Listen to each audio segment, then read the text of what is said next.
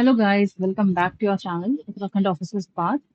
आज हम ज्योग्राफी की अपनी क्लास स्टार्ट करने वाले हैं which is specifically for prelims. Uttarakhand upper PCS prelims और लोअर पीसीएस प्रीलिम्स और एसीएफ एफआरओ और आरओ एआरओ और पटवारी कनिष्ठ सहायक वीडियो उत्तराखंड की जो भी एग्जाम्स हो प्रीलिम्स के, उसके लिए ये सीरीज बहुत इंपॉर्टेंट है। ना ही सिर्फ उत्तराखंड, आने वाला यूपी पीसीएस भी है। यूपी पीसीएस हो या other state PCS like Madhya Pradesh, Bihar और राजस्थान, उन सबके लिए भी ये सीरीज बहुत बहुत इंपॉर्टेंट है, क्योंकि पीसीएस से जैसे भी क्वेश्चन आते हैं जिस तरह से भी, वो पूरे यहाँ पे डिस्कस किए हुए हैं with proper understanding and analysis. Clear है? तो बिगिन करते हैं अपनी ज्योग्राफी की आज की क्लास। जो बच्चे अभी नए जुड़े हैं, आई विल टेल यू कि this is the prelims crash course series which have been started on this channel. इसमें हमने medieval, ancient and modern history और पॉलिटी कवर कर लिया है। ठीक है, अगर आपने वो लेक्चर्स नहीं देखे हैं तो प्लीज कवर दैट लेक्चर्स। हर एक लेक्चर वेरी वेरी इंपॉर्टेंट है। मेरे खुद के हैंड रिटन नोट्स मैंने उसमें शेयर किए हैं and it's very very exam oriented, prelims oriented. ठीक है, तो बिगिन करते हैं आज की ज्योग्राफी की पहली लेक्चर, जिसमें हम क्या कवर अप करेंगे।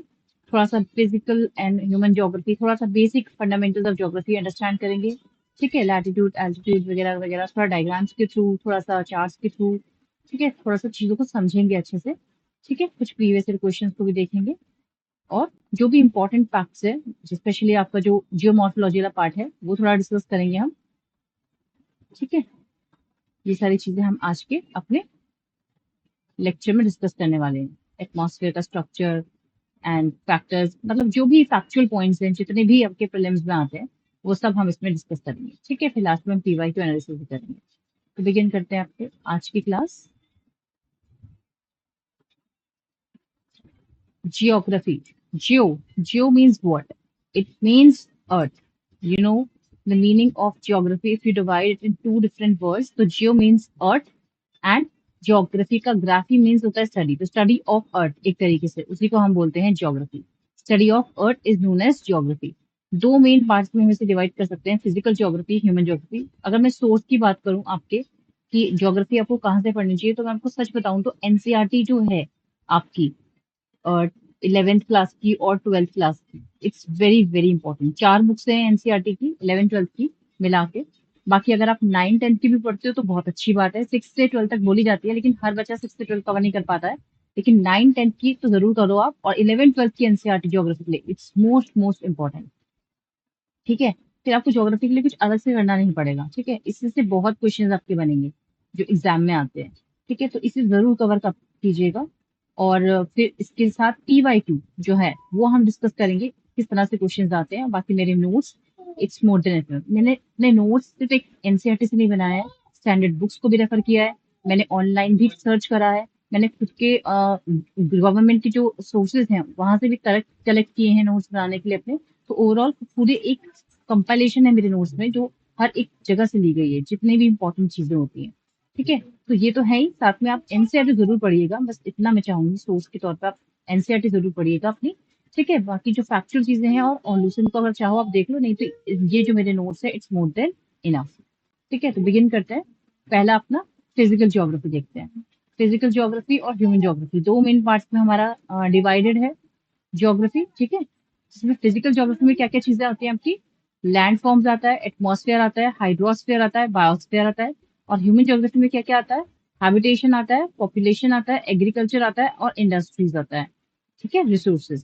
तो habitation, population, agriculture, industries and resources, तो ये दो मेन पार्ट हमारे हैं फिजिकल ज्योग्राफी और ह्यूमन ज्योग्राफी। ये चीजें हम उसमें पढ़ते हैं। ह्यूमन ज्योग्राफी की आपकी एनसीईआरटी की बुक अलग है, फिजिकल ज्योग्राफी की अलग है। ठीक है ना, उन सबको आप कवर कर लीजिएगा। फंडामेंटल्स ऑफ ज्योग्राफी, बेसिकली क्या है फंडामेंटल्स ऑफ ज्योग्राफी? देखो, लैटिट्यूड्स, लॉन्गिट्यूड्स, ये क्या है? एक तरीके से इमेजिनरी लाइन है, ये अर्थ पे बनी हुई नहीं है, ये इमेजिन करी गई है for understanding of the location and the things on the earth surface. तो लैटिट्यूड्स क्या होती है? पैरेलल लाइंस होती है, एक तरीके से जो इक्वेटर के आप कह सकते हो, पैरेलल बोल सकते हो आप। और जो लॉन्गिट्यूड्स है वो वन पोल से दूसरे पोल तक होती है। ठीक है ना, और दूसरा तीसरा है सीजन ऑन अर्थ एंड चौथा है आपका टाइम जोन। तो ये सब चीजें जो एक फंडामेंटल बनाती है हमारे ज्योग्राफी की। हर एक चीज को हम डिटेल में डिस्कस करेंगे।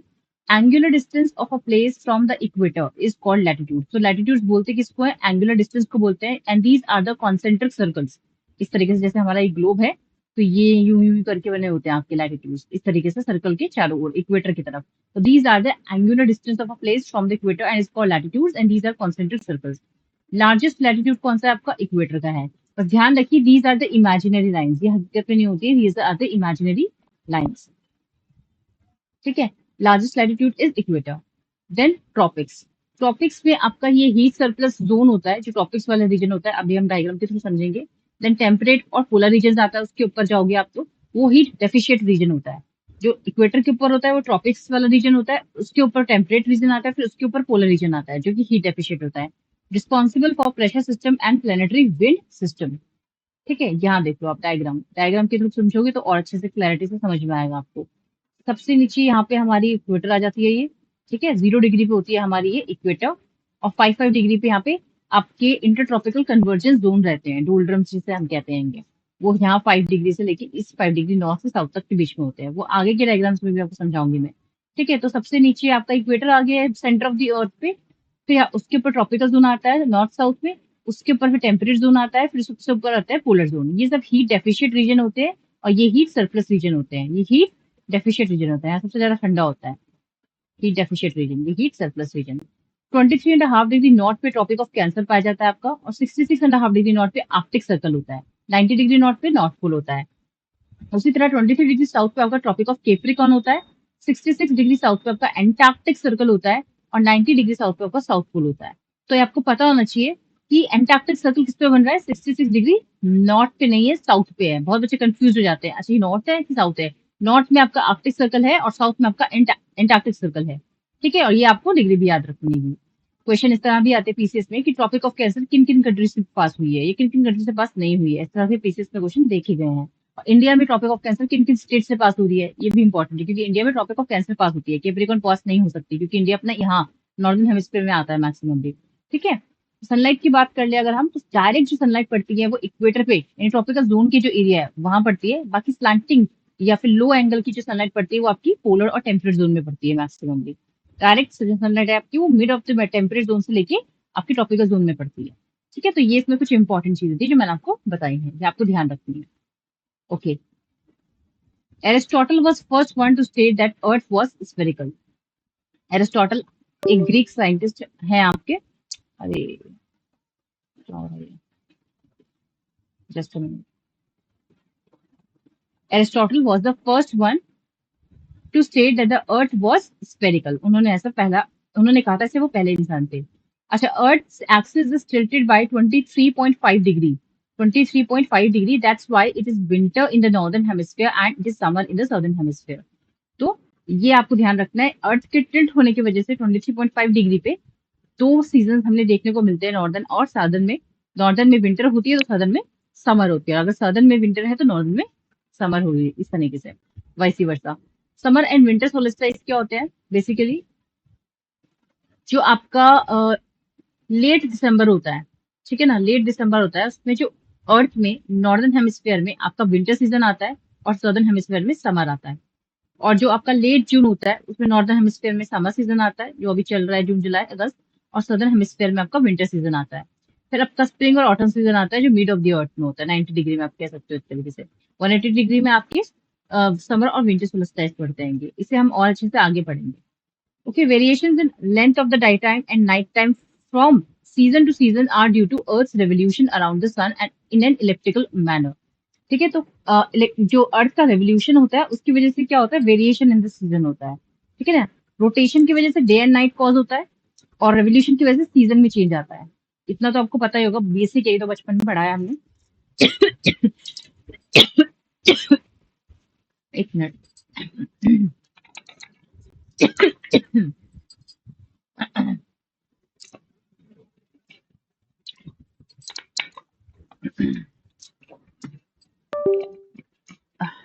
Okay, sorry for the disturbance. तो डे एंड नाइट किस वजह से आता है हमारे, रोटेशन ऑफ द अर्थ जो 24 घंटे लेता है हमारा, एक दिन लेता है रोटेशन में, और रेवोल्यूशन जो 365 डेज लेता है उसमें, उसकी वजह से सीजन में चेंजेस आते हैं। ठीक है,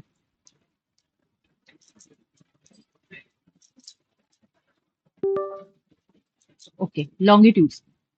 लॉन्गिट्यूड में आपका ये तो लैटिट्यूड था जो हमने कवर कर लिया रिलेटेड पार्ट भी। अब angular distance of a place from prime meridian is called longitude. Longitude क्या होता है?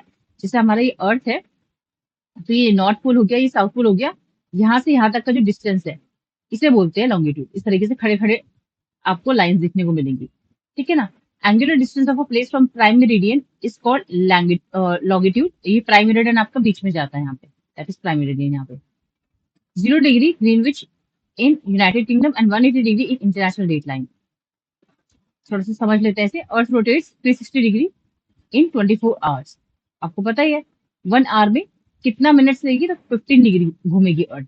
तो 15 डिग्री लॉन्गिट्यूड टेक्स 1 आवर। इतना एक मैथमेटिक्स समझ के रखो आप। यानी कि इधर जाते हुए माइनस होगा और इधर जाते हुए आपका दिन प्लस होगा अर्थ रोटेशन में, ठीक है। ये आपको समझना है। तो वेस्टर्न हेमिस्फीयर में एक दिन क्या होता है, घटता आएगा, moving east 1 day again. And जो आपका ईस्टर्न हेमिस्फीयर में 1 डे अहेड हो जाता है, मूविंग वेस्ट 1 डे लॉस्ट।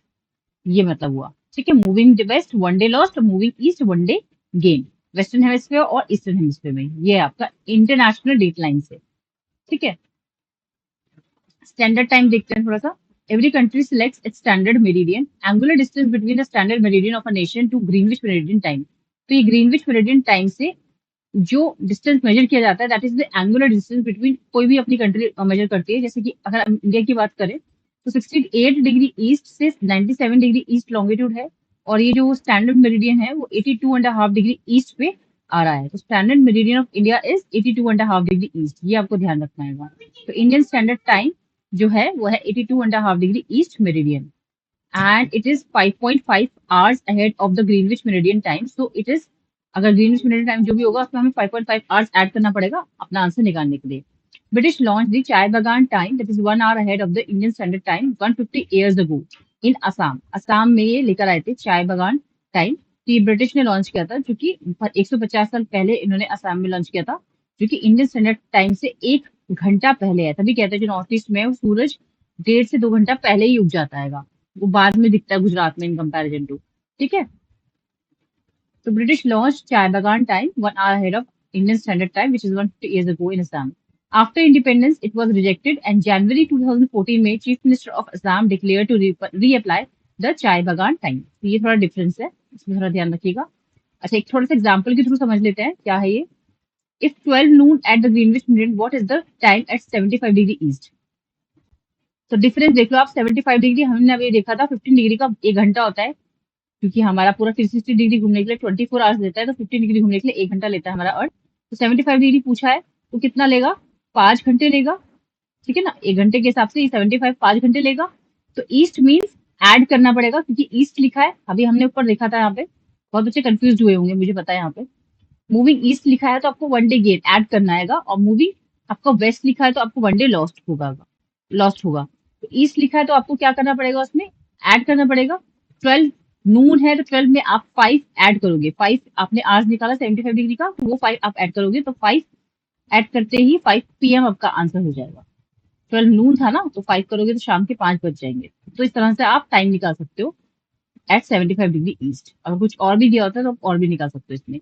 एक और क्वेश्चन देख लेते हैं। 12 noon at GMT, what is the time at 30 degree west? 30 degree है, यानी 15 डिग्री पे 1 होता है, 30 डिग्री पे 2 आवर्स का लगेगा, और वेस्ट हो तो माइनस करना है। ईस्ट है तो प्लस करना है हमें, वेस्ट है तो माइनस करना है। 12 में से 2 माइनस कर दोगे आप तो सुबह के 10 बज जाएंगे, वो 10 बजे होगा, ठीक है। ठीक है ना। I hope I am clear over here. ये सब पीसीएस में इतना नहीं आता है, लेकिन कभी कभार पूछ ले तो। जैसे पीसीएस के पिछले 2025 के पेपर में देखा होगा आपने, हमने एनालिसिस किया फिजिक्स के, कैसे 3 क्वेश्चन उन्होंने दे डाले। अब जो बेचारा फिजिक्स बैकग्राउंड का नहीं है वो कहाँ से कर लेगा उस क्वेश्चन को, कहीं से कहीं तक नहीं कर सकता। अपनी फॉर्मूला पता होना चाहिए, उसमें आपको एवोगैड्रोस नंबर पता होना चाहिए था, तभी आप वो कर सकते थे। तो कुछ नहीं पता पीसीएस का, ऐसे क्वेश्चन भी वो दे सकता है, और ये कोई इतने डिफिकल्ट इन कंपैरिजन टू जो वो दिए थे उन्होंने फिजिक्स के 2025 में।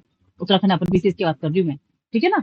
तो इस तरह के क्वेश्चन भी आ सकते हैं, तो ये तो बेसिक है, इतना तो आपको आना चाहिए, ठीक है। तो मैं ये कुछ क्वेश्चन दे रही हूँ, इट्स जस्ट फॉर होमवर्क। ये यूपीएससी के क्वेश्चन है, ठीक है। जब मैं नोट्स बना रही थी तो मैंने ये यूपीएससी के क्वेश्चन देखे थे। Through which one of the following groups of countries just equator pass. लेकिन ये यूपीएससी के स्टैंडर्ड के नहीं रह गए अब, ये पीसीएस पूछ रहा है अब, ठीक है। ये पीसीएस पूछ रहा है, public service commission, state PCS पूछ रहा है। तो इसका आपको आंसर बताना है, इक्वेटर किससे पास होता है। अभी मैं आपको सारे नोट्स में बताऊंगी इक्वेटर किससे पास होता है, ट्रॉपिक ऑफ कैंसर किससे पास होता है। ठीक है, फिर आप आसानी से इस क्वेश्चन का आंसर भी कर सकोगे। ठीक है, which of the following is nearest to the equator, इनमें से कौन सा नियरेस्ट है इक्वेटर के। इसके लिए आपको मैप पता होना चाहिए अच्छे से। अगर आप लोग को मैप विजुलाइज नहीं है वर्ल्ड का, इंडिया के लेवल का, तो आप ये आंसर बहुत ही डिफिकल्ट हो जाएगा आपके लिए इसे मार्क करना। ठीक है, which strait is nearest to the international date line, इनमें से कौन सा स्ट्रेट नियरेस्ट है इंटरनेशनल डेट लाइन के। ठीक है, तो आधे से ज्यादा ज्योग्राफी मैप का खेल होता है। अगर आपने मैप को विजुलाइज किया है तो आपका आंसर आधा, आपका 50% काम इसमें हो जाता है। Okay, consider the following countries and through which of the above does the tropic of Capricorn pass. Australia, Namibia, Brazil, Chile, 4 country दी है, इनमें से कौन सी पे कैप्रिकॉन पास होती है ये बतानी है। तो नोट्स करके लिख लीजिए यहाँ पे। Tropic of capricorn passes through 10 countries, 3 continents and 3 water bodies. ये सिर्फ ट्रॉपिक ऑफ कैप्रिकॉन के लिए है, ट्रॉपिक ऑफ कैंसर के लिए नहीं है, ना ही इक्वेटर के लिए है। Tropic of capricorn passes through 10 countries in 3 continents and 3 water bodies. 3 continent से, 10 कंट्री से और 3 वाटर बॉडी से पास होकर गुजरती है tropic of Capricorn. Okay, Greenwich line passes through which famous cities and countries of the world. तो एक तो है लंदन सिटी से पास होती है वो, और कंट्रीज कौन कौन सी है, इंग्लैंड है, फ्रांस है, स्पेन है, यूरोप है, अल्जीरिया है, माली है, बुर्किना फासो है, टोगो है, घाना है, अफ्रीका की कंट्री, और एंटार्क्टिका। इन कंट्रीज से आपकी ग्रीनविच लाइन पास होती है और सिटी है London. Standard meridian of India जो है हमारी इंडिया की है through the city of Mirzapur. तो मिर्जापुर सिटी है हमारे उत्तर प्रदेश में। ठीक है, मैं यहाँ दोबारा लिख देती हूँ, मिर्जापुर सिटी इन उत्तर प्रदेश, वहां से पास होती है हमारी इंडियन स्टैंडर्ड मेरिडियन। ठीक है, स्टेट कौन कौन से जिससे पास होती है हमारी Indian standard meridian, Madhya Pradesh, Uttar Pradesh, Chhattisgarh, Orissa, Andhra Pradesh, यानी 1 2 3 4 5, 5 स्टेट से हमारी पास होती है इंडियन स्टैंडर्ड मेरिडियन। ठीक है, ये उड़ीसा है। 5 स्टेट से पास होती है हमारी इंडियन स्टैंडर्ड मेरिडियन इंडिया से, और बाकी उत्तर प्रदेश की मिर्जापुर से एग्जैक्टली ये पास होती है। ये पीसीएस ओरिएंटेड क्वेश्चन है जो मैं आपको दे रही हूँ, कुछ भी एक्स्ट्रा नहीं है, कुछ भी फालतू नहीं है, इसलिए अच्छे से इसको रट लीजिए। यहाँ के क्वेश्चन अगर आपके एग्जाम में गलत हो रहे हैं, प्रीलिम्स तो भैया भूल ही जाओ, फिर आप निकालना। ये स्टैटिक क्वेश्चन है, ये बदलेंगे नहीं। अगर ये गलत हो रहे हैं तो फिर बहुत दिक्कत हो जाएगी, ये गलत नहीं होने चाहिए। करंट अफेयर का समझ में आता है, वो बहुत वास्ट होता है, कहाँ से पूछ लेंगे कुछ नहीं पता। चलो वो मान सकते हैं गलत हो सकता है, चल जाएगा। आपके पास ऑप्शन है, तो यहाँ पे नहीं होना चाहिए आपके पास ऑप्शन, फिर और कम हो जाएंगे। 150 का क्वेश्चन पेपर होता है, तो एटलीस्ट आपको 140 प्लस अटेम्प्ट करने ही करने हैं। मेरी स्ट्रैटेजी रही है हमेशा से, 150 क्वेश्चन है तो 140 प्लस तो अटेम्प्ट करने ही है, और कोशिश करनी है कि उसमें से आपका 110 तो सही हो, 110 तो आपकी सही हो। ठीक है ना, 110 सही होनी चाहिए, और उसके लिए आपके पास स्टैटिक पे कमांड बहुत अच्छी होनी चाहिए। ठीक है, ऊपर नीचे तो हो सकता है +-5। ठीक है, तो ये चीजें ध्यान रखिए आप।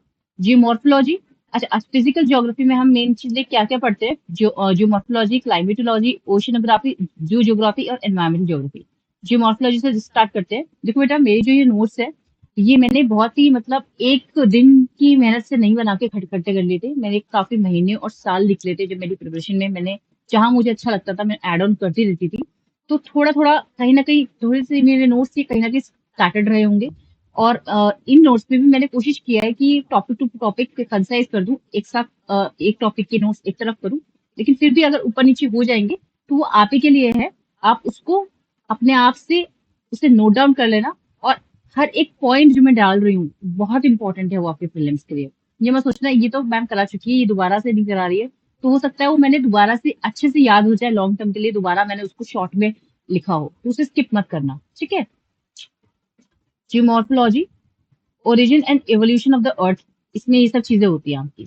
इसमें कुछ इंपॉर्टेंट देख लेते हैं। इसमें जो थ्योरी है वो जो इमैनुअल कैंट ने दी थी, जर्मन फिलोसोफर, लैपलेस लेके आए थे रिवाइज थ्योरी 1796 में। फिर नेबुलर हाइपोथेसिस थ्योरी, ये बहुत इंपॉर्टेंट थ्योरी है हमारी ओरिजिन ऑफ अर्थ को लेके। इसमें क्या बात की जाती है, the planets were form out of a cloud of material associated with a youthful sun which was slowly rotating. Then Chamberlain and Moulton considered that a wandering star approached the sun. James Jean and sir Harold Jeffrey, Otto Schmidt and Carl Weiz, ये सारे scientist के नाम है जो इससे related है, origin of theory and evolution of earth से, origin of and evolution of earth से। इसके बाद Edwin Hubble in 1920 provided evidence that the universe is expanding.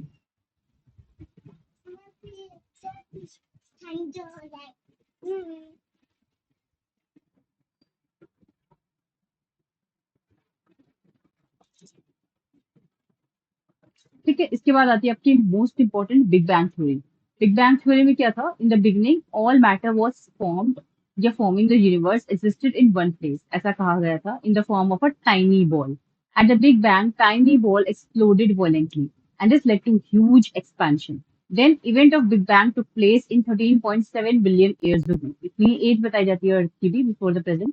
The expansion continues even to the present day, मतलब earth की as इतनी नहीं है लेकिन फॉर्मेशन आप कह सकते हो तो 14 बिलियन ईयर अप्रोक्सीमेटली ईयर वो स्टार्ट हो गया था। अर्थ की एज तो अभी बताएंगे हम आगे क्या है। Expansion continues even to the present day as it grow some energy was converted into matter. जिस तरह से ये ग्रो हो रहा था तो कुछ एनर्जी मैटर में कन्वर्ट हुई।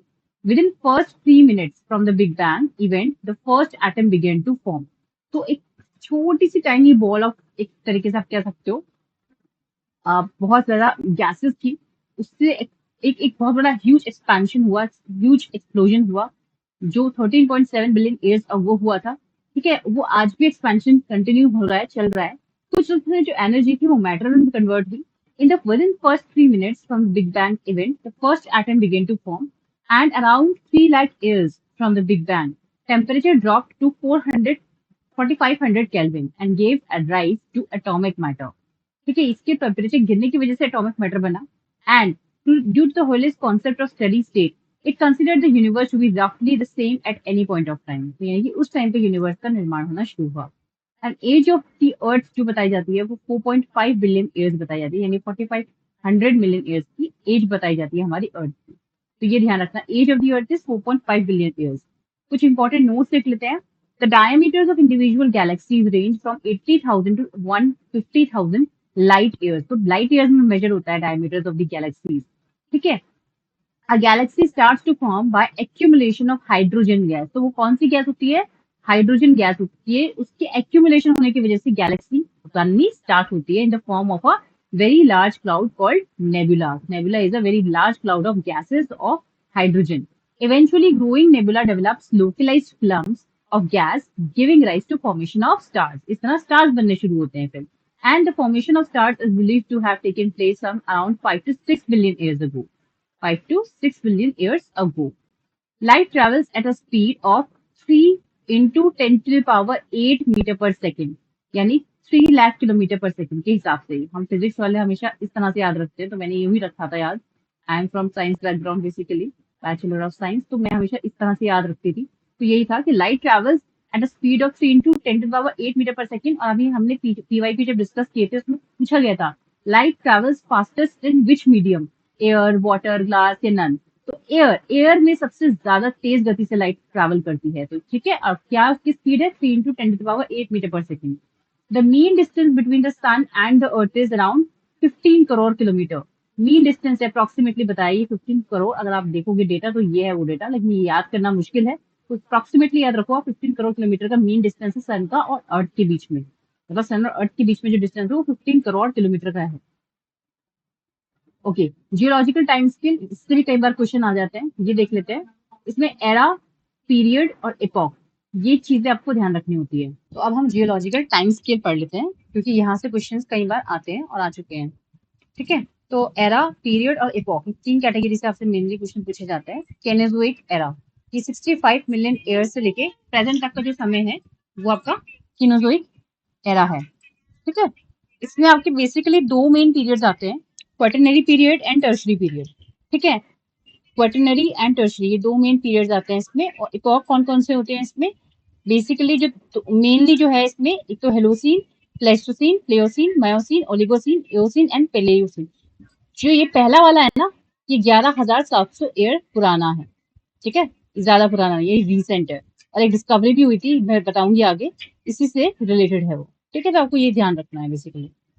नेक्स्ट है मीजोजोइक एरा, ये 65 मिलियन ईयर से लेके 245 मिलियन ईयर्स तक के बीच का समय है, मीजोजोइक एरा है। तो अभी तो कैनियोजोइक एरा चल रहा है, लेकिन जो मीजोजोइक एरा है वो पुराना है, जहाँ पे वो उस समय का वो टाइम है जब बड़े बड़े डायनासोर वहां पे देखे जाते थे। इसमें 3 मेन पीरियड्स आते हैं, Cretaceous period, Jurassic period, Triassic period. Jurassic नाम से ही पता चल रहा है, it is the age of dinosaurs. ठीक है, ट्रायसिक क्या था, फ्रॉग्स एंड टर्टल्स का टाइम था। और क्रिटेशियस में क्या हुआ कि एक्सटेंशन ऑफ डायनासोर्स देखने को मिला हमें। इसी मीजोजोइक एरा में एज ऑफ डायनासोर्स भी देखने को मिला और एक्सटेंशन भी मिला। फिर आता है पेलियोजोइक एरा जो 245 मिलियन ईयर्स अगो से लेके 570 मिलियन ईयर्स अगो है। ठीक है, इसमें आपके बेसिकली पर्मियन पीरियड आते हैं, 6 मेन पीरियड आते हैं। पर्मियन आता है, कार्बोनिफेरस आता है, डिवोनियन आता है, सिल्यूरियन आता है, Ordovician and Cambrian. Permian period में reptile dominate replace the amphibians. Carboniferous में यानी कार्बन देखने को मिलता है, सबसे ज्यादा कोल बेड्स यहाँ पाए जाते हैं, ये फॉर्मेशन ऑफ कोल बेड्स देखने को मिलते हैं यहाँ पे। डिवोनियन में एम्फीबियंस का टाइम है। सिल्यूरियन में first trace of life on land. Silurian period में first trace of life on land, इससे पहले वाटर में लाइफ आ चुकी थी, तो लैंड पे पहली बार सिल्यूरियन पीरियड में देखी गई पेलियोजोइक एरा के। फर्स्ट फिश ओडोविशियन पीरियड में देखी गई, और कैम्ब्रियन में नो टेरेस्ट्रियल लाइफ और मेरीन लाइफ, मेरीन इन्वर्टिब्रेट थे बट नो टेरेस्ट्रियल लाइफ थी कैम्ब्रियन में। इसके बाद प्री कैम्ब्रियन पीरियड आता है जो 570 मिलियन ईयर्स से लेके 4800 मिलियन ईयर्स पुराना है। इसमें blue green algae and unicellular bacteria पनपते हैं इस एरा में। कैम्ब्रियन पीरियड में, इसमें कोई पीरियड नहीं होते बेसिकली एरा में। कैम्ब्रियन एरा में आपका 5000 से 13700 मिलियन ईयर्स अगो, जो कि एज ऑफ अर्थ मानी गई है तब से। ठीक है ना, ओरिजिन ऑफ सन मतलब एज ऑफ जो यूनिवर्स है, जब बिग बैंग थ्योरी हुई थी, तो ओरिजिन ऑफ सन देखने को मिलता है 12000 years ago, and origin of universe ये कैम्ब्रियन पीरियड में देखने को मिलता है। ठीक है, तो ये कुछ इंपॉर्टेंट आपके चार्ट थे ऑफ जियोलॉजिकल टाइम स्केल जो आपको अच्छे से पढ़ने हैं। Okay, recently scientist have found a new epoch Meghalayan age in Holocene epoch, जो मैंने अभी आपको बताया, इसमें रिसेंटली एक डिस्कवरी हुई है, तो इसलिए ये न्यूज में था, तो हो सकता है इससे रिलेटेड क्वेश्चन पूछ सकते हैं। ठीक है, किस एरा में आता है, केनोजिक में आता है, किस पीरियड में आता है, क्वाटरनरी पीरियड में आता है, कितने साल पुराना है, 11700 साल पुराना है, ज्यादा पुराना नहीं है। तो इसमें क्या पाया गया, मेघालयन एज पाया गया हेलोसिन एपॉक में भी। जो हेलोसिन एपॉक है इसमें भी 3 कैटेगरी है, upper Holocene epoch, middle Holocene epoch and lower Holocene epoch. तो ये जो मेघालयन एज पाया गया है वो लोअर हेलोसिन इपॉक में पाया गया है, and this is known as Meghalayan age which is 4200 years old, studying stalagmite from Meghalaya in India. तो मेघालय में जो स्टेलेग्माइट है उसे स्टडी करके पाया गया कि ये मेघालयन एज सिर्फ 4200 साल पुराना ही है, और ये लोअर हेलोसिन इपॉक में आता है। ठीक है, तो इंडिया में जो मेघालयन एज में, मेघालय में जो स्टेलेग्माइट है उसे पढ़ के स्टडी करके ये पता चला है। स्टेलेग्माइट होती क्या है, जैसे केव्स होती है ना, तो एक नीचे की तरफ जो एक तरीके से स्ट्रक्चर बने होते हैं ड्यू टू द रॉक्स, और एक ऊपर की तरफ से बने होते हैं, तो जो नीचे की तरफ से बेस एरिया से बने जो होते हैं उसे स्टेलेग्माइट कहते हैं। It is in rock structure in cave form due to drop of water on surface. और ये फॉर्म क्यों होते हैं, ड्रॉप ऑफ वाटर की वजह से होते हैं। ठीक है, इस तरह से स्टेलेग्माइट होते हैं, उसको स्टडी करके इसके एज के बारे में पता चला है। ठीक है, structure of earth, structure of earth पर देख लेते हैं एक बार, इंपॉर्टेंट क्या क्या चीजें हैं, या इंटीरियर ऑफ अर्थ उसमें क्या क्या चीजें आ जाती हैं बेसिकली। तो टोटल तो आपका अगर हम बात करें स्ट्रक्चर ऑफ अर्थ में, आपका जो रेडियस है अर्थ का सेंटर है ये वाला, ये 6371 किलोमीटर है। ठीक है, this is the radius of earth, this is your radius of earth, radius of earth. ठीक है, इसमें 3 मेन कैटेगरी आती है आपकी अर्थ की, इंटीरियर जो 3 मेन लेयर होती है। सबसे ऊपर वाली लेयर को क्रस्ट बोलते हैं, नीचे वाली उससे मेंटल होती है, और सबसे अंदर वाली जो होती है वो कोर होती है। ठीक है, इसमें भी दो दो पार्ट में डिवाइड रखी है, जैसे ऊपर की क्रस्ट है वो अपर क्रस्ट लोअर क्रस्ट में डिवाइड रखी है, ऐसे ही mantle upper mantle lower mantle में डिवाइड हो रखा है, ऐसे ही कोर अपर कोर और लोअर कोर में डिवाइड हो रखा है। जो आपका जो क्रस्ट है, ठीक है, क्रस्ट वाली लेयर है और मेंटल लेयर के बीच में जो एक लाइन है जो डिवाइड करती है क्रस्ट और मेंटल को एक तरीके से, उसे बोलते हैं मोरोवेसिक डिसकंटिन्यूटी। ये फर्स्ट ऑर्डर की आपकी डिसकंटिन्यूटी होती है। ठीक है, उसी तरह से जो मेंटल और कोर को डिफरेंशिएट करती है, जो लाइन मेंटल और कोर के बीच में है ये वाली लाइन, उसे बोलते हैं गुटेनबर्ग डिसकंटिन्यूटी। जो मेजर पार्ट को, मेजर लेयर को कट करती है बीच में आपस में, वो फर्स्ट ऑर्डर की डिसकंटिन्यूटी होती है। ठीक है, सेकंड ऑर्डर की क्या डिसकंटिन्यूटी क्या होती है, जो उसी पार्ट को दो पार्ट्स में डिवाइड करती है, जैसे क्रस्ट को अपर क्रस्ट लोअर क्रस्ट में, तो जो डिवाइड करती है वो है कोनार्ड डिसकंटिन्यूटी, ये सेकंड ऑर्डर डिसकंटिन्यूटी है। ऐसे ही मेंटल को अपर मेंटल लोअर मेंटल में डिवाइड करती है रेपिटी डिसकंटिन्यूटी, ये सेकंड ऑर्डर डिसकंटिन्यूटी है। ऐसे ही अपर कोर और इनर कोर को डिवाइड करती है रेहमैन डिसकंटिन्यूटी, ये भी सेकंड ऑर्डर डिसकंटिन्यूटी है। ठीक है, क्लियर है। जो आपका आउटर कोर होता है वो हमेशा लिक्विड फॉर्म में होता है। ठीक है, हमेशा ध्यान रखना आउटर कोर लिक्विड फॉर्म में होता है, और जो इनर कोर होता है वो सॉलिड होता है। इसलिए जो पी एस वेव्स होती है उनमें से जो एक वेव होती है वो ट्रैवल नहीं कर पाती है, बिकॉज आउटर कोर जो होता है वो लिक्विड होता है, वो लिक्विड में ट्रैवल नहीं करती है, वो आगे हम पढ़ेंगे। ठीक है, सबसे ऊपर जो क्रस्ट होता है बेसिकली वो 11 किलोमीटर तक रहता है अपर कोर, उसके बाद 33 किलोमीटर तक इनर कोर तक रहता है, वो मतलब इनर क्रस्ट तक रहता है। तो क्रस्ट आपका कुछ 33 किलोमीटर के अराउंड रहता है। फिर 33 से लेके 2900 किलोमीटर तक आपका मेंटल रहता है, और फिर 2900 से 6371 किलोमीटर तक आपका कोर रहता है अर्थ सरफेस का। तो मेंटल और जो क्रस्ट होता है वो कम से कम आपका मिला के 83% of the surface of the अर्थ बनाता है। It is 83% of earth surface. It is 83% of earth surface. ठीक है, ये चीज ध्यान रखनी है आपको। और बहुत कम पार्ट है, मेजर पार्ट जो है वो क्रस्ट और मेंटल से मिलकर बना है अर्थ का। ठीक है, सबसे ऊपर जो क्रस्ट है उसमें जो मिनरल्स पाए जाते हैं वो पाए जाते हैं सियाल। सियाल यानी कि सिलिका और एल्यूमिनियम। यहाँ लिख देती हूँ मैं, सियाल यानी कि सिलिका एंड एल्यूमिनियम, ये शॉर्ट में याद रखने के लिए है। और उसके नीचे इनर क्रस्ट में जो पाया जाता है वो सीमा पाया जाता है, यानी कि सीमा यानी कि सीमा यानी कि सिलिका एंड मैग्नीशियम। ठीक है, सिलिका एंड मैग्नीशियम। ठीक है, ग्रेनाइट रॉक्स इनर क्रस्ट का एग्जाम्पल है, basalt is the example of outer crust. Clear है? आई थिंक क्रस्ट वाला हमने अच्छे से समझ लिया है, और जो इनर और आउटर क्रस्ट को डिवाइड कर रही है वो सेकंड ऑर्डर डिसकंटिन्यूटी है, जिसे बोलते हैं कनॉट डिसकंटिन्यूटी। उसी तरह मेंटल पे आते हैं। अब मेंटल का जो मिड पार्ट है, जो mental outer mental lower mental को डिवाइड कर रहा है, उसको रेपिड डिसकंटिन्यूटी कहते हैं सेकंड ऑर्डर की। ये 550 किलोमीटर की रेंज पे डिवाइड होती है दोनों। ठीक है, जो आपका अपर मेंटल होता है वो लिक्विड और मोल्टन फॉर्म में होता है, एक तरीके से पूरी तरह लिक्विड नहीं होता लेकिन मोल्टन फॉर्म होता है, उसे एस्थेनोस्फेयर भी कहते हैं। तो upper mantle is also known as asthenosphere. इस तरह बीसीएस में अगर क्वेश्चन आ जाए तो आपको ध्यान रखना है, इट्स ट्रू, या फिर आपको पता होना चाहिए upper mantle is known as what, it is also known as asthenosphere. और जो मिजोस्फेयर है वो इनर मेंटल को भी कहा जाता है, लोअर मेंटल को मिजोस्फेयर भी कहे जाते हैं। और इसमें जो मिनरल पाया जाता है वो है NiFe, that is nickel and iron. तो निकल एंड आयरन आपका लोअर मेंटल में पाया जाता है, यानी मेंटल के एरिया में जो मिनरल्स पाए जाते हैं वो है आपके निकल एंड आयरन। जिसका सिंबल है NiFe। ठीक है, उसी तरह कोर में आ जाते हैं अब हम। कोर में जो आपका डिवाइड कर रही है आउटर कोर इनर कोर को, सेकंड ऑर्डर डिसकंटिन्यूटी है लेहमैन डिसकंटिन्यूटी। ये लिक्विड होता है आउटर कोर, इनर कोर आपका सॉलिड होता है। डेंसिटी कितनी होती है? 11 ग्राम पर सेंटीमीटर क्यूब। ठीक है, बेसिकली ये इसमें ध्यान रखना है। और आपका फर्स्ट ऑर्डर जो है क्रस्ट और मेंटल को डिफाइन कर रही है, डिवाइड कर रही है, और मेंटल और कोर को डिवाइड कर रही है Gutenberg discontinuity. Mohorovicic discontinuity Gutenberg discontinuity first order है, Conrad Repetti and Lehmann discontinuity second order discontinuity. I hope पूरा का पूरा आपको क्लियर होगा स्ट्रक्चर ऑफ द अर्थ। ये जो इंपॉर्टेंट पॉइंट्स है प्रीलिम्स ओरिएंटेड, प्रीलिम्स में आ सकते हैं इन जगह से क्वेश्चन इस तरह से, वो मैंने सारी चीजें इसमें डिस्कस कर दी है डायग्राम के through. I hope it's clear now. तो आगे बढ़ते हैं। अच्छा, मैंने टॉपिक ऑफ कैंसर मैंने कहा था ना, ये इस तरह से क्वेश्चन पूछे जाते हैं कि टॉपिक ऑफ कैंसर कहाँ से पास होता है, टॉपिक ऑफ कैप्रिकॉर्न कहाँ से पास, किन किन स्टेट से या किन किन कंट्री से पास होता है। तो वो मैंने ऊपर हिंट के तौर पे यहाँ पे लिखा है। टॉपिक ऑफ कैप्रिकॉर्न देख लो पहले आप। It passes through 10 countries, 3 continents and बताया था आपको। तो इसमें कौन कौन सी 10 कंट्रीज है? वो अर्जेंटीना है, चिली है, नामीबिया है, साउथ अफ्रीका है, मेडागास्कर है, ऑस्ट्रेलिया है, ब्राजील है, पैराग्वे है, बोत्सवाना है एंड मोजाम्बिक है। ये मेजर 10 कंट्रीज हैं जहां से टॉपिक ऑफ कैप्रिकॉर्न पास होता है। ठीक है, जो ये ध्यान रखिएगा, अपनी नोट के तौर पे आप लिख लीजिएगा। ठीक है, अब पेरिडोलाइट और जिसको ओलेवाइन और पायरोक्सिन मिनरल्स से मिलाकर जो बनता है, ये मिनरल्स है, ये पाए जाते हैं आपके क्रस्ट और मेंटल रीजन में। 83% of the earth surface is made up of crust and mantle reason.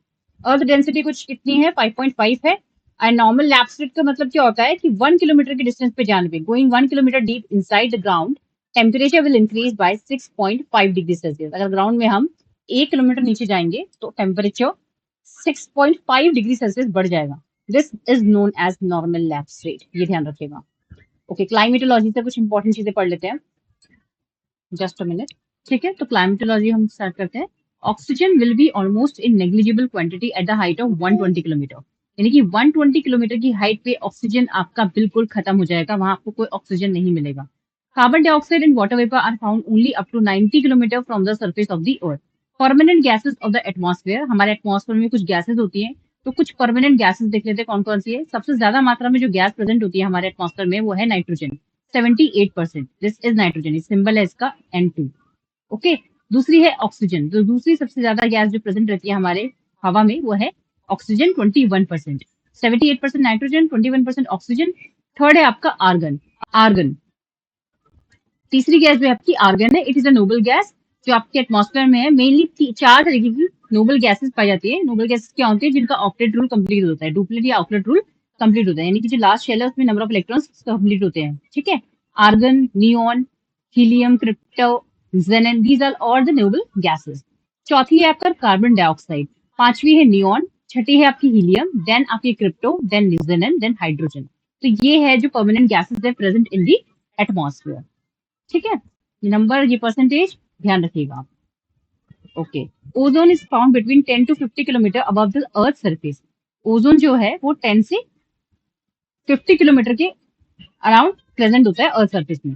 अच्छा, एक नोट करके यहाँ पे देख लीजिए, इक्वेटर पासेस थ्रू 13 कंट्रीज, जिसमें इक्वेटर, कोलंबिया, ब्राजील,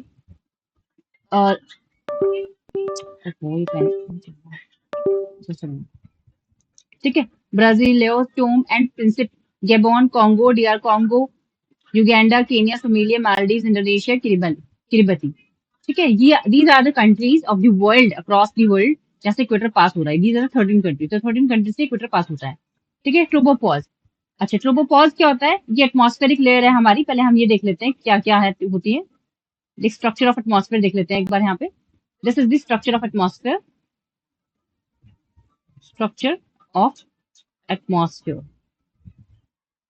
ठीक है, इसमें आपके सबसे पहले जो अर्थ की सबसे क्लोजेस्ट जो लेयर होती है वो होती है ट्रोपोस्फेयर, दूसरी स्ट्रेटोस्फेयर होती है, तीसरी मेसोस्फेयर, फिर आती है आपकी थर्मोस्फेयर जिसको आयनोस्फेयर भी कहते हैं, और सबसे लास्ट में आती है आपकी एक्सोस्फेयर। ओके, ऊपर जाते हुए पहले आपका ऊपर जाते हुए क्या होता है, टेम्परेचर डिक्रीज होता है। फिर एक लेयर आती है जिसे बोलते हैं आपकी ट्रोपोपॉज। ठीक है, जो स्ट्रेटोस्फेयर और आयनोस ट्रोपोस्फेयर के बीच की जो लेयर होती है 10 किलोमीटर तक की रेंज में, उसे ट्रोपोपॉज कहते हैं। ओके, ट्रोपोपॉज में क्या होता है, टेम्परेचर कांस्टेंट हो जाता है एक पल के लिए, यहाँ पे टेम्परेचर कांस्टेंट हो जाता है। अब टेम्परेचर इंक्रीज करने लगता है स्ट्रेटोस्फेयर में। ठीक है, और ओजोन गैस जो है आपकी स्ट्रेटोस्फेयर में पाई जाती है।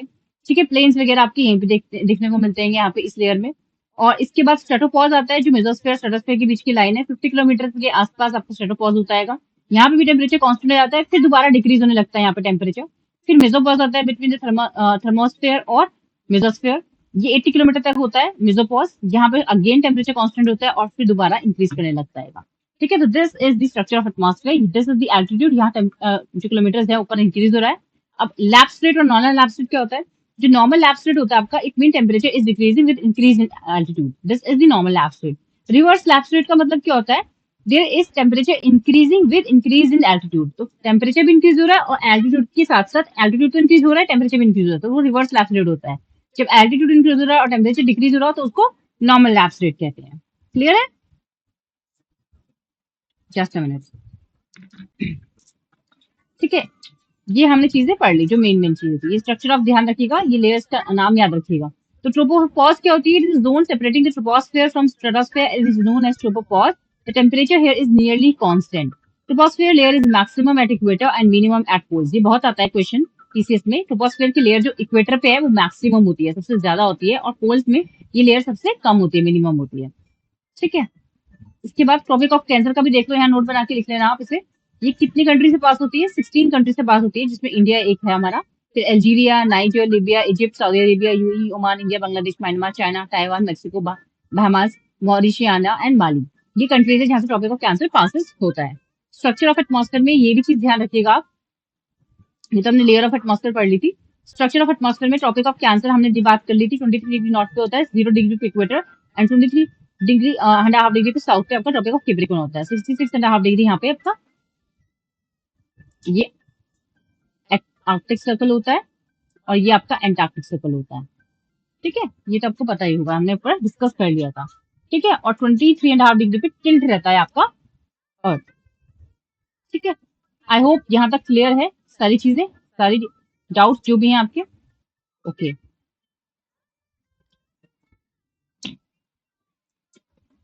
ओके, सॉइल रिसोर्सेज के बारे में थोड़ा पढ़ लेते हैं।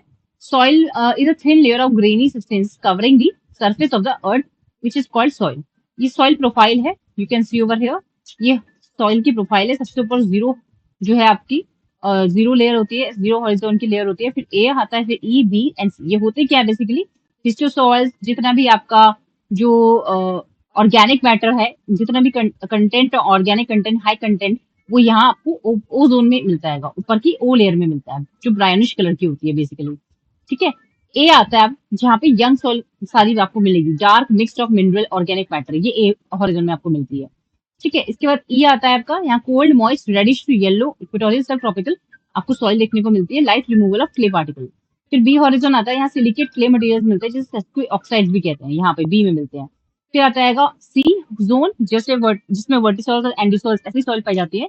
It is weathered parent material. और फिर बाद में कॉन्सोलिडेटेड रॉक्स आते हैं आपके, ठीक है। जो सी हॉरिजॉन होता है it is also known as saprolite, ठीक है। जब आपका जो पर्कुलेशन है वो सीधा ऊपर से नीचे तक हो रहा हो, सीधा ऊपर से नीचे तक हो रहा है, सीधा नीचे, that is known as elevation. उस प्रोसेस को एलिवेशन कहते हैं। और जब एक लेयर से दूसरी लेयर, एक लेयर से दूसरी लेयर, एक लेयर से दूसरी लेयर होता है तो उसे इल्यूविएशन कहते हैं, आई डबल एल। यहाँ पे ई एल आई है, ठीक है। तो ये फर्क है, जब डायरेक्ट ऊपर से नीचे हो रहा है सीपेज तो इसे एलिवेशन कहते हैं, और एक लेयर से दूसरी लेयर में हो रहा है तो आई डबल एल एलिवेशन बोलते हैं उसे।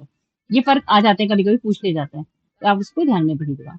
Okay, hashtag save soil campaign. आपको पता है सदगुरु जो है उन्होंने चलाया था all over the world.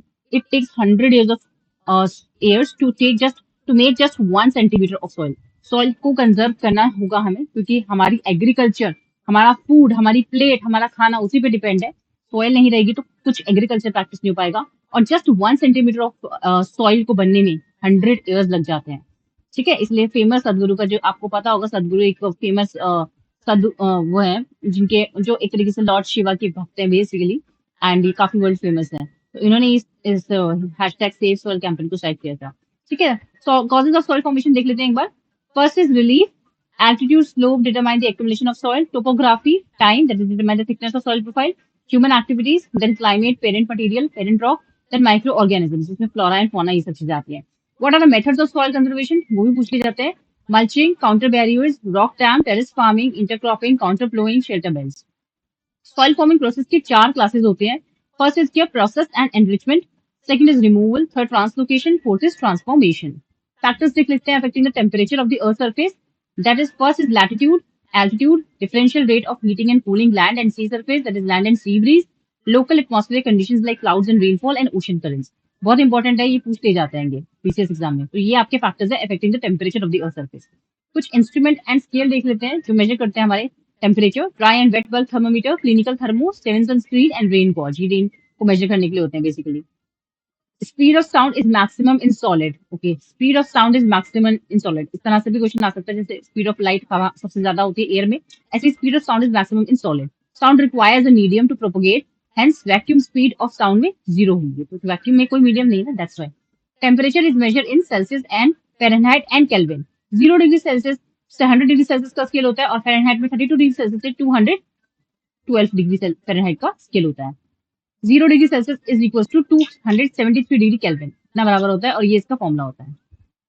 C is equal to 5/9 F minus 32। अच्छा, आप विबग्योर तो आपको पता ही होगा, violet, indigo, blue, green, yellow, orange, red, ये कलर्स होते हैं। ऊपर जाते हुए विबग्योर में वेवलेंथ क्या होती है, इंक्रीज होती है, और फ्रीक्वेंसी क्या होती है, डिक्रीज होती है, because wavelength is inversely proportional to frequency. यानी कि जो रेड है उसकी वेवलेंथ सबसे ज्यादा होगी और लीस्ट स्कैटर्ड होगा, ठीक है। तभी ट्रैफिक लाइट्स में रेड लाइट को यूज किया जाता है कि वो दूर तक दिखाई देती है, ठीक है ना। Red light has been highest wavelength and is least scattered, that's why in traffic light it is being used as for signal, ठीक है। इंसुलेशन, इंसुलेशन क्या होता है, इसी को आप तोड़ के अगर समझो तो आपको इसकी डेफिनेशन पता चल जाएगी।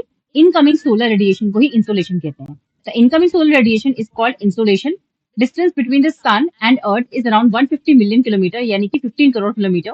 The rays of the sun take around 8 minute 20 seconds to reach the surface of the earth, and speed of light is around 3 into 10 power 8 meter per second, which is highest in vacuum, then in air, then in water, then in glass। Okay, तो vacuum में आपकी जो speed of high light है वो highest होती है, क्योंकि air तो अर्थ एटमॉस्फेयर में आती है ना, उससे पहले तो स्पेस होता है जहाँ वैक्यूम है, वहां से सन से लाइट ट्रेवल होती आ रही है, तो आपको ये ध्यान रखना है, वैक्यूम हाईएस्ट होती है, फिर एयर, फिर वाटर, फिर ग्लास। इलेक्ट्रोमैग्नेटिक रेडिएशन की बात करें तो कौन कौन सी होती है electromagnetic radiation? Cosmic rays, gamma rays, X rays, UV rays, visible rays, infrared rays, radio waves and microwaves. तो ये होती है हमारी इलेक्ट्रोमैग्नेटिक रेडिएशन, जिसमें से हमने अभी विजिबल रेज में जो विबग्योर था वो पढ़ा, इसके अंदर विबग्योर आता है, ठीक है। अच्छा, कॉस्मिक रेज से शुरुआत होती है, नीचे से शुरुआत करें तो कॉस्मिक रेज आता है सबसे पहले, जिसकी लोएस्ट वेवलेंथ होती है, फिर गामा रेज आता है, फिर एक्स रेज आता है, फिर यूवी रेज आता है, फिर विजिबल रेज आता है, फिर इंफ्रारेड, फिर रेडियो, फिर फिर आपका माइक्रोवेव्स आता है, ठीक है। तो इस तरह से आपकी ये वेवलेंथ इंक्रीज हो रही है ऊपर की तरफ, ये ध्यान रखिएगा चाप। Factors affecting the insolation, what are the factors affecting the insolation, ये भी पूछ लिया जाता है, what are the factors affecting the insolation. First is your angle of incidence, दूसरा है आपका distance between the sun and earth. Angle of incidence क्या होता है, जब कोई इंसिडेंट रे आती है और नॉर्मल पे वो स्ट्राइक करती है तो जो एंगल बनाती है नॉर्मल के साथ उसको बोलते हैं एंगल ऑफ इंसिडेंस। ये फिजिक्स वालों को तो आता ही होगा, लेकिन जो नॉन साइंस बैकग्राउंड है उनको बता दें। जब भी किसी सरफेस से कोई लाइट टकराती है तो उस सरफेस से एक नॉर्मल एक इमेजिनरी लाइन ड्रॉ करते हैं, तो उसके साथ जो एंगल क्रिएट होता है उसे बोलते हैं एंगल ऑफ इंसिडेंस। तो उस पर डिपेंड करता है आपका इंसुलेशन, एंगल ऑफ इंसिडेंस। दूसरा, distance between the sun and the earth which is around 15 crore kilometre, तो वो अलग अलग डिपेंड कर सकता है। Third is the length of the day. Fourth is the sunspots. Fifth is the local atmospheric condition. And sixth is insolation is inversely proportional to temperature and latitude. ठीक है। अब स्प्रिंग टाइड और नीप Tide, इस पे भी question आते हैं बहुत ज्यादा। अच्छा, स्प्रिंग टाइड्स क्या होता है? ये यहाँ पे इस समय पे सबसे ज्यादा हाई टाइड्स अकर होते हैं। ठीक है, स्प्रिंग टाइड्स में सबसे ज्यादा आपके हाई टाइड्स अकर होते हैं। And high tide help in navigation and fishery, तो इसके लिए बहुत ज्यादा हेल्पफुल होते हैं ये। ठीक है, तो आप देख सकते हो स्प्रिंग टाइड के टाइम पे सन है, मून है, अर्थ है, वो 180 डिग्री की लाइन में होता है, एक साथ सामने होता है, एक सीध में होता है। ठीक है, और हाई टाइड्स यहाँ देखने को मिलते हैं, which is helpful in navigation and fishery. नीप टाइड में क्या होता है? 90 डिग्री का एंगल बनाते हैं सन, अर्थ एंड मून। ठीक है, और यहाँ पे लो टाइड्स अकर होती है। ठीक है, यहाँ पे लो टाइड्स अकर होती है। कुछ और फैक्ट्स देख लेते हैं। अच्छा, हिमालय सबको पता है हमारे ऊपर नॉर्थ कश्मीर से लेके ईस्ट तक, ब्रह्मपुत्र यानी इंडस से लेके ब्रह्मपुत्र तक हमारे कुछ असम, कुछ हमारे हिमालय से जो डिवाइडेड हो रखे हैं। जैसे कि इंडस से लेके सतलुज तक पंजाब हिमालय बोले जाते हैं, और आपका सतलुज से काली तक कुमाऊं हिमालय बोले जाते हैं। काली से आपका टिस्टा तक नेपाल हिमालय बोले जाते हैं, और टिस्टा से आपका ब्रह्मपुत्र तक असम हिमालय बोले जाते हैं। I hope it is clear.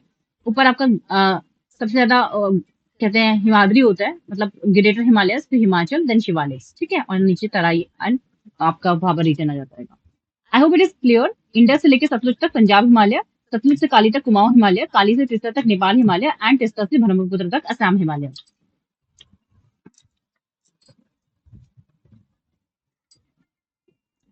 ठीक है, अब इसके बाद हम पीवाईक्यू एनालिसिस कर लेते हैं। I hope I am clear in this.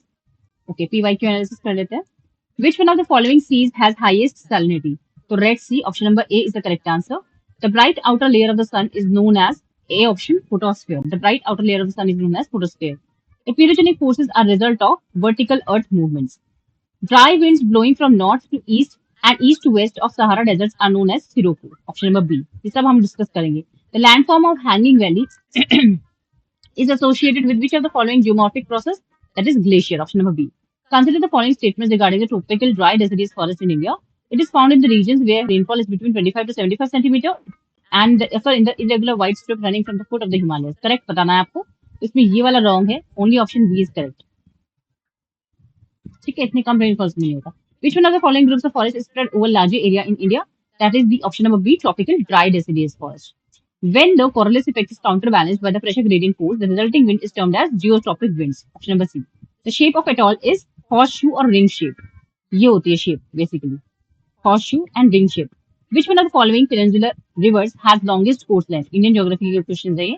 Option number A is the correct answer, Godavari. Which of the following statements is not true with respect to laterite soils in India? Option number D, they are moisture retentive with large clay factor. ये incorrect है, बाकी तीनों correct है। They are deficient in lime and nitrogen. They provide good building materials, and they are affected by leaching process. Which drainage pattern is commonly found in Ganga Plains and Assam Valley, characterized by wide plains, gentle slopes, heavy rains, and large number of tributaries? That is B option, dendritic drainage pattern. River Kabini is a tributary of Kaveri River. The McMahon line demarcates the boundary between the Arunachal Pradesh and China. World geography के question देख लेते हैं। The equator does not pass through which of the following countries? अभी हमने देखा, तो आपका Mexico इसमें आंसर हो जाएगा। यहाँ से पास नहीं होता, बाकी केन्या से पास होता है, इंडोनेशिया से पास होता है, ब्राजील से पास होता है। आप दोबारा से एक बार जाके देख सकते हो। Which of the following oceanic current does not flow in North Atlantic Ocean? तो बेंगुला करंट है जो नहीं फ्लो करती है। The second largest island of the world is New Guinea island. आप कमेंट में मुझे लार्जेस्ट आइलैंड बताइए कौन सा है। Which one of the following pairs is not correctly matched? Option number B, Bora Siberia, it is not correctly match. बाकी आपके ये सब करेक्ट है। Which of the following river is the second longest river of the world? Second longest river है आपकी Amazon. ठीक है, longest river आपकी नाइल है, सेकंड लॉन्गेस्ट अमेजोन है। आपको बता दूं, लॉन्गेस्ट लार्जेस्ट आइलैंड जो है आपका मेडागास्कर है। ठीक है, इंडियन ओशन रीजन में आता है आपका, अफ्रीका कॉन्टिनेंट के पास। Which of the following is not an example of metamorphic rock? So dolomite is not the example. Marble, quartzite is the example of metamorphic. Which of the following country is not located in the continent of Africa? Which of the following is not located in the continent of Africa? That is Guyana. Next, longest surface mountain range in the world is D option, Andes mountain range. Which country is called bowl of sugar? Option B, Cuba. Which of the following layer is not included in the atmosphere? That is option number A, ionosphere. Indian geography के question देख लेते हैं। थोड़े से question है, फिर आपके खत्म है almost. Okay. Which of the following railway stations of India has been recently developed with modern amenities like the airport with public-private partnership? B option Rani Kamalapati Station Bhopal. Name the unique strategy adopted by the Northeast Frontier Railway to keep wild elephants away from railway tracks. That is Plan B, option number B. Which plateau lies between the Aravalli and the Vindhya ranges? Malwa Plateau. Out of the following rivers, which is not tributary of river Satluj? Ravi is not tributary of Satluj. Who made the following statements? Vegetation is true index of climate. Hupin. Which of the following hills are present where Eastern and Western Ghats meets Nilgiri Hills? HVJ, natural gas pipeline does not have which of the following gas pumping station? Guna. Which of the following states has the highest sex ratio in 2011? That is option number C, Tamil Nadu. Which of the following island is not a part of the Laccadive Island? Tilanchong. Köppen has used which of the following words for the climate of Great Plains of India? That is CWG. Koderma is famous for which mineral? Mica. Pittsburgh of India is known as Jamshedpur. In which river Matatila Dam is situated? That is Betwa River. Zoom is what? A type of agriculture. ठीक है ना, shifting agriculture भी इसे कहते हैं। ठीक है, I hope हमने आज जो भी कंटेंट पढ़ा है, जितने भी फैक्ट्स पढ़े हैं, आप क्लियर होगा, ये सारे ही इंपॉर्टेंट है। ठीक है ना, तो आप अच्छे से मेहनत कीजिए। नोट्स को चाहे तो अपने खुद की हैंड राइटिंग में आप बना सकते हो, नहीं तो इसकी पीडीएफ तो मैं at the end of the, जब खत्म हो जाएगा हमारा ज्योग्राफी, तो मैं अपलोड कर दूंगी। ठीक है, बाकी आप इसको अच्छे से पढ़िए अपने प्रीलिम्स के लिए। It's very very helpful. सारे नोट्स मेरे बहुत हेल्पफुल है, जेनुअनली बहुत हेल्पफुल है, लेकिन आपको इसको बहुत अच्छे से पढ़ना पड़ेगा। हर एक चीज आपको बहुत अच्छे से याद करनी पड़ेगी, कई बार रिवीजन करना पड़ेगा। ठीक है, तो पढ़ते रहिए, मेहनत करते रहिए। मिलते हैं अपनी नेक्स्ट वीडियो में। All the best.